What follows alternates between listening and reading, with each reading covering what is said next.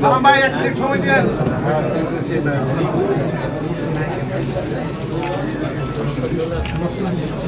একটু ধরে রাখেন ভাইয়া।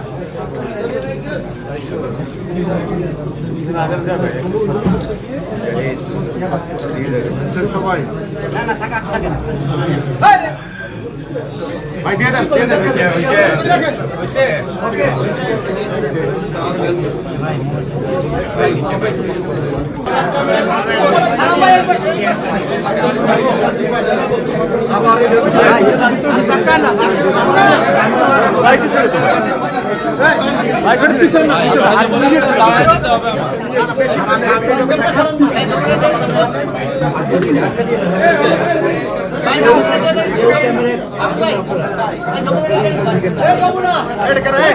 আপনারা জানেন যে আমাদের আজকে 2026-এ যে জাতীয় সংসদ নির্বাচন, সেই নির্বাচনের প্রার্থী হিসাবে আমাদের পার্টির ভারপ্রাপ্ত চেয়ারম্যান দেশনায়ক তারেক রহমানের পক্ষ থেকে আমরা আজকে এখানে মনোনয়ন জমা দিতে এসেছি।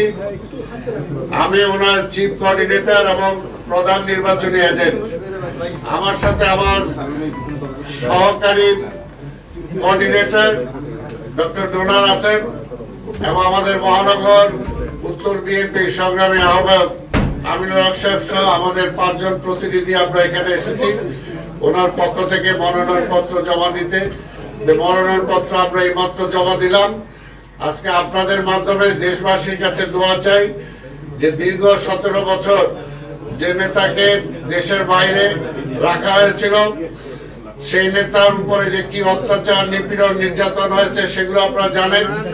তারপরে আমরা আল্লাহর দরবারে শুকরিয়া আদায় করি যে দীর্ঘ 17 বছর পরে তিনি দেশে ফিরে আসতে সক্ষম হয়েছেন।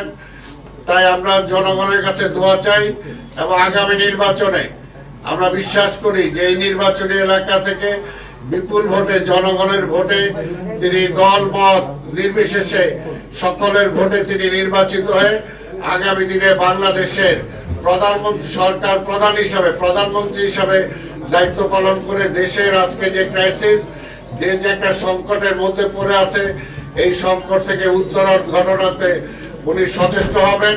এবং আপনারা যারা আজকে এখানে এসেছেন আপনাদের সবার কাছে আমরা দোয়া চাই।